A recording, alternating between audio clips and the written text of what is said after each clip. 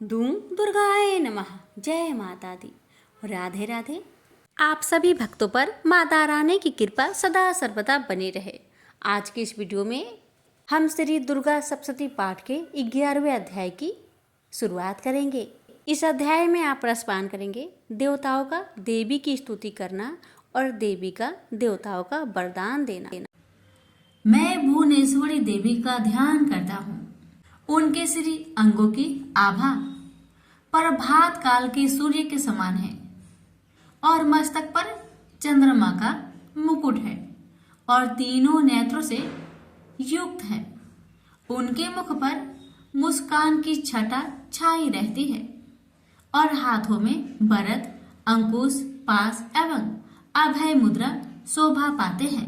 महर्षि मेधा कहते हैं, असुरों के मारे जाने पर इंद्र आदि देवता अग्नि को आगे करके कात्यायनी देवी की स्तुति करने लगे। उस समय अभीष्ट की प्राप्ति के कारण उनके मुख खिले हुए थे। देवताओं ने कहा, हे शरणागतों के दुख को दूर करने वाली देवी, तुम प्रसन्न हो। हे संपूर्ण जगत की माता, तुम प्रसन्न हो। विंध्येश्वरी, आप विश्व की रक्षा करो, क्योंकि तुम इस जड़ और अजर की ईश्वरी हो।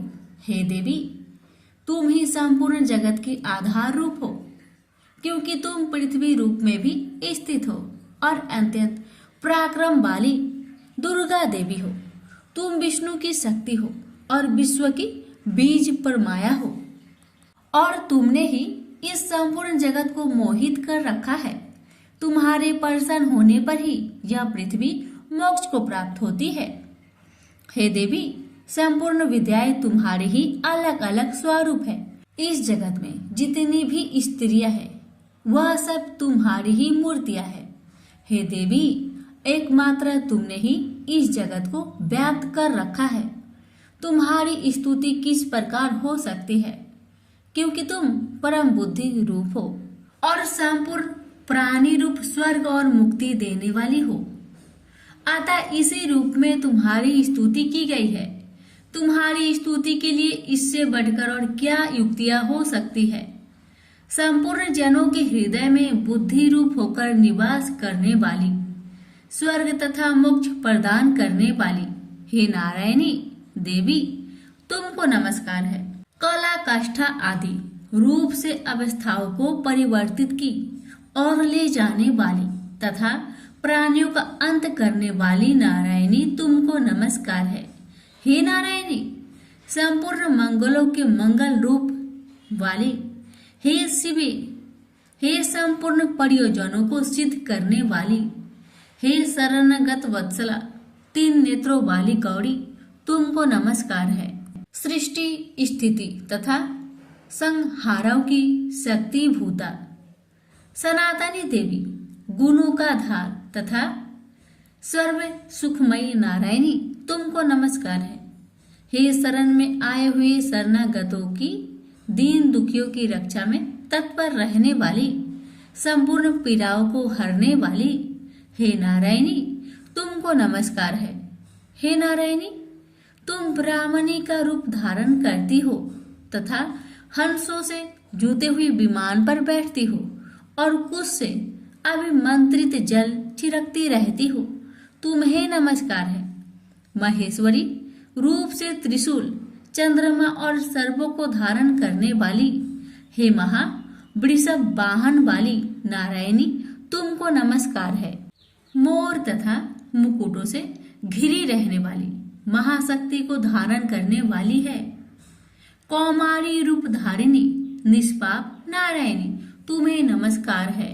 हे शंख, चक्र, गदा, फर, स्त्रांग, धनुष रूप आयुधों को धारण करने वाली वैष्णवी शक्ति रूपा नारायणी, तुम हम पर प्रसन्न हो, तुम्हें नमस्कार है। हे धातु पर पृथ्वी धारण करने वाली वरा रूपिणी कल्याणमयी नारायणी, तुम्हें नमस्कार है।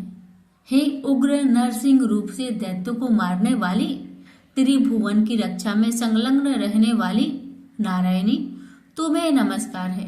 हे मस्तक पर किरीट और हाथ में महाब्रज धारण करने वाली, सहस्त्र नेत्रों के कारण उज्जवल, वृतासुर के प्राण हरने वाली इंद्रिय शक्ति, हे नारायणी तुम्हें नमस्कार है। हे शिव दूती स्वरूप से दैत्यों की महामद को नष्ट करने वाली, हे घोर रूप वाली, हे महाशब्द वाली, हे नारायणी तुम्हें नमस्कार है। दाढ़ों के कारण भयंकर, विकराल या डरावने मुख वाली, मुंडमाला से विभूषित मुंड मर्दनी चामुंडा रूपा नारायणी तुम्हें नमस्कार है। हे लक्ष्मी, लज्जा, महाविद्या, श्रद्धा, पुष्टि, स्वधा, ध्रुवा, महारात्रि तथा महाविद्या रूपा नारायणी तुम्हें नमस्कार है। हे मेधा सरस्वती, सर्वोत्कृष्ट ऐश्वर्य रूपिणी पार्वती महाकाली, नियंता तथा इस रूपिणी नारायणी तुम्हें नमस्कार है। हे सर्वस्वरूप सर्वेश्वरी, सर्वशक्ति युक्त देवी हमारी भय से रक्षा करो तुम्हें नमस्कार है। हे कात्यायनी, तीनों नेत्रों से भूषित यह तेरा सौम्य मुख सब तरह के डरों से हमारी रक्षा करे तुम्हें नमस्कार है। हे भद्रकाली, ज्वालाओं के समान भयंकर, अति उग्र एवं संपूर्ण असुरों को नष्ट करने वाला तुम्हारा त्रिशूल हमें भयों से बचाए तुमको नमस्कार है। हे देवी, जो अपने शब्द से इस जगत को पूरित करके दैत्यों के तेज को नष्ट करता है, वह आपका घंटा इस प्रकार हमारी रक्षा करे जैसे कि माता अपने पुत्रों की रक्षा करती है। हे चंडिके, असुरों के रक्त और चर्बी से चर्चित जो आपकी तलवार है वह हमारा मंगल करे, हम आपको नमस्कार करते हैं। हे देवी, प्रसन्न हो, क्योंकि तुम जब प्रसन्न होती हो तो संपूर्ण रोगों को नष्ट कर देती हो, और जब रुष्ट हो जाती हो तो संपूर्ण वांछित कामनाओं को नष्ट कर देती हो। और जो मनुष्य तुम्हारी शरण में आते हैं उन पर कभी विपत्ति नहीं आती, बल्कि तुम्हारी शरण में गए हुए मनुष्य दूसरों को आश्रय देने योग्य हो जाते हैं। अनेक रूपों से बहुत प्रकार की मूर्तियों को धारण कर इन धर्मद्रोही असुरों का तुमने संहार किया है, वह तुम्हारा सिवा कौन कर सकता था। चतुर्दश विद्याएं, षष्ठ शास्त्र और चारों वेद तुम्हारे ही प्रकाश से प्रकाशित है, उनमें तुम्हारा ही वर्ण है। और जहाँ राक्षस, विषैले सर्प, शत्रुघ्न है, वहाँ और समुद्र के बीच में भी तुम साथ रहकर इस विश्व की रक्षा करती हो। हे विश्वसरी देवी, तुम विश्व का पालन करने वाली विश्वरूपा हो, इसलिए संपूर्ण जगत को धारण करती हो। इसलिए ब्रह्मा, विष्णु, महेश की भी वंदनीय हो। जो भक्ति पूर्वक तुम्हें नमस्कार करते हैं वह विश्व को आश्रय देने वाले बन जाते हैं। हे देवी, तुम प्रसन्न हो और असुरों को मारकर जिस प्रकार हमारी रक्षा की है, ऐसे ही हमारे शत्रुओं से सदा हमारी रक्षा करती रहो। संपूर्ण जगत के पाप नष्ट कर दो और पापों तथा उनके फल स्वरूप होने वाली महामारी आदि बड़े दो उपद्रव को शीघ्र ही दूर कर दो। विश्व की पीड़ा को हरने वाली शरण में पड़े हुए पर प्रसन्न हो। त्रिलोकी निवासियों की पूजनीय परमेश्वरी, हम लोगों को वरदान दो। महर्षि मेधा कहते हैं, इस प्रकार देवताओं की भक्ति पूर्वक स्तुति उपरांत देवी ने कहा, हे देवताओं, मैं तुमको वर देने को तैयार हूँ। आपकी जैसी इच्छा हो वैसा वर मांग लो, मैं तुमको वर दूंगी। देवताओं ने कहा, हे सर्वश्री, त्रिलोकी के निवासियों की समस्त पीड़ाओं को तुम इसी प्रकार हरती रहो और हमारे शत्रुओं को इसी प्रकार नष्ट करती रहो। देवी ने कहा, वैवस्वतः मनवंतर के 28वें युग में 2 और महासुर शुभ और निशुभ उत्पन्न होंगे। उस समय में नंद गोप के घर में यशोदा के गर्भ से उत्पन्न होकर विंध्याचल पर्वत पर शुभ और निशुभ का संहार करूंगी और फिर अत्यंत भयंकर रूप से पृथ्वी पर अवतीर्ण होकर मैं अपरिचित नामक दानों का नाश करूंगी। उन भयंकर महाअसुरों को भक्षण करते समय मेरे दांत अनार पुष्प के समान लाल होंगे।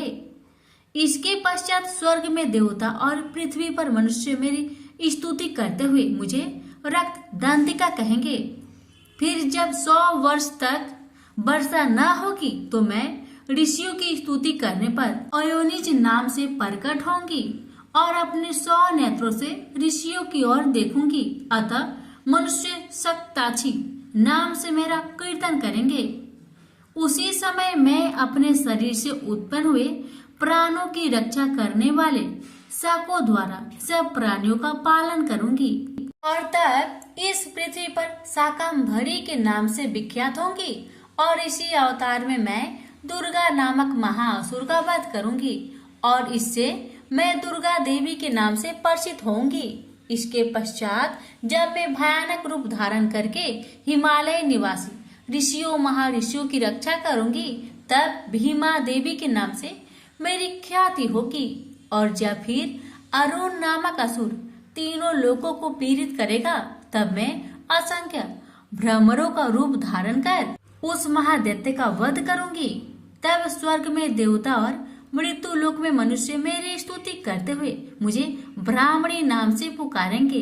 इस प्रकार जब जब पृथ्वी राक्षसों से पीड़ित होगी तब तब मैं अवतरित होकर शत्रुओं का नाश करूंगी। से बोलिए दुर्गा माता की जय। प्यारे भक्तों, इसकी आगे की कथा अगले अध्याय में अवश्य सुनिएगा। माता रानी आप सभी भक्तों पर अपनी कृपा सदा बनाए रखे। जय माता दी।